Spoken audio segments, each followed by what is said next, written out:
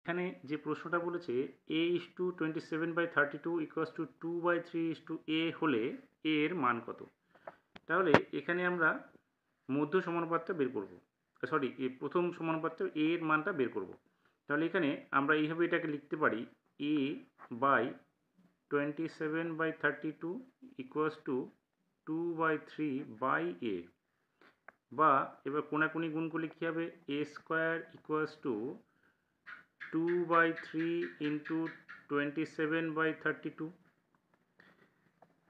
বা a² কী হবে, আমরা যদি এটাকে কাটি, 2 দিয়ে এটাকে কাটলে হবে 16, 3 দিয়ে এটাকে কাটলে হবে 9, তার মানে 9/16। আমরা কিন্তু এখানে যে মানটা দেওয়া রয়েছে a = 27/32 = 2/3 আমরা সরাসরি এটাকে কিন্তু এখান থেকে এখানে নিয়ে চলে আসতে পারবো। a² মাঝের দুটো গুণ। তাহলে এখানে a এর মানটা কী হবে, এটা রুট হয়ে যাবে 9/16। তাহলে a এর মানটা কী হচ্ছে 3/4। তাহলে আমরা মানটা কী পেলাম, 3/4 হচ্ছে a এর মান।